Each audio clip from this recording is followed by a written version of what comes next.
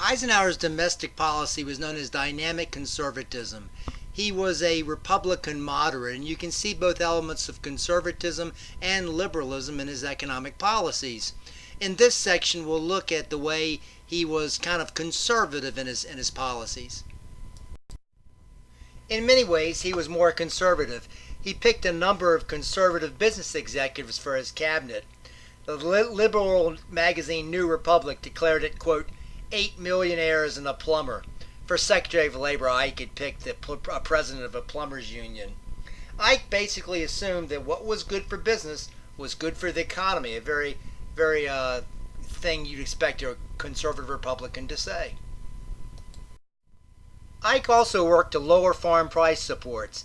Democrats favored buying up surplus produce as well as paying others farmers the difference between what their product got on the open market and an established government price, usually a price established from a previous year. This was something that Eisenhower rejected. Again, something a conservative might do.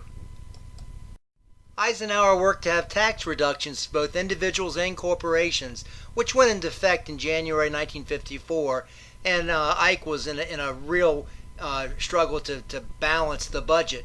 Overall, he cut expenditures $6.5 billion, or almost 10% with his 1954 plan. It still failed, however, to balance the budget until 1960. Still, the deficit was only $4 billion, which of course is small compared to today. It's also worth remembering that the taxes in the Truman administration, still coming out of the Roosevelt administration, were very high to pay off World War II. When Eisenhower came into office, there was a big controversy over who owned the oil under the water, whether it was the state's oil or whether it was the federal government's oil. Eisenhower, like a good conservative, insisted that it was the state's. Indeed, when he came in office, he got a bill that extended the state ownership of what was called the Tidelands oil out to about 3 to 5 miles, and after that it was federal land out into the end of the continental shelf. But it strengthened the states' rights to some of the Tidelands oil. Again, something you'd expect a conservative president to do. As many liberals and Democrats insisted the federal government ought to spend more on reclamation projects like dams, Eisenhower and his Secretary of Interior, Douglas McKay, worked to cut expenses for reclamation and public works, and instead they looked for a business-government partnership. The Democrats decried Douglas McKay as giveaway McKay. I should note in the late 50s there was a controversy over a dam proposed at Echo Park in northwest Colorado. If the dam had been built, it would have submerged parts of the Dinosaur National Monument.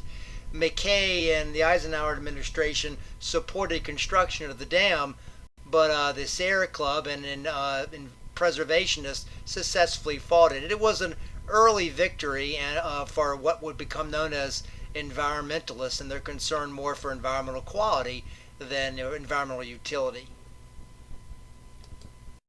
During the Eisenhower administration, the Democrats continued to push for national health insurance, which they had begun during Truman's administration, and Eisenhower resisted it. You can see in this cartoon the fear of conservatives that the politicians and the government would be controlling your health care. But Eisenhower's resistance was something you'd expect of a conservative president, and ultimately was successful. There was no national health insurance during his presidency. Also, like you'd expect of a conservative president, Eisenhower wasn't a particular friend to organized labor. Certainly the federal government refused to help many smaller unions, and business was often able to crush these unions. To maximize their power, what you see during the Eisenhower administration is the two existing unions, the American Federation of Labor, which was a union organized according to skill, and the Congress of Industrial Organizations, which is a union organized according to the industry you're in, decided to stop competing and to merge into one umbrella union that would give them organized labor more power. Leading the new AFL-CIO was George Meany, who led it from 1955 all the way to 1979, and he really became one of the greatest labor leaders in recent American history.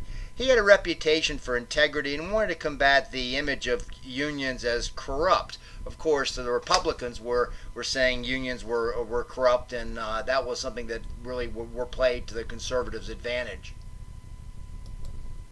Perhaps the best example of this corruption in unions was found in the Teamsters, which was the union of truck drivers. The Teamster phrase came from the old days when the drivers would have a team of horses.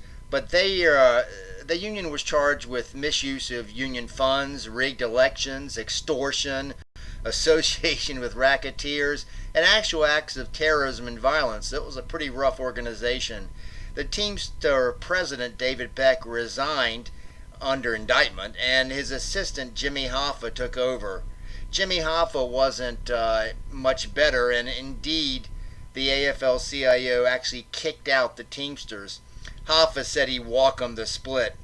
In the end, Hoffa vanished, and we're not quite sure what happened to him, but most likely it involved the mob. But in any event, Eisenhower was no friend to organized labor, and again, that would be something that you would expect of a conservative Republican president. This concludes this section on how Eisenhower from 1952 to 1950, from 1960 was in many ways a conservative president.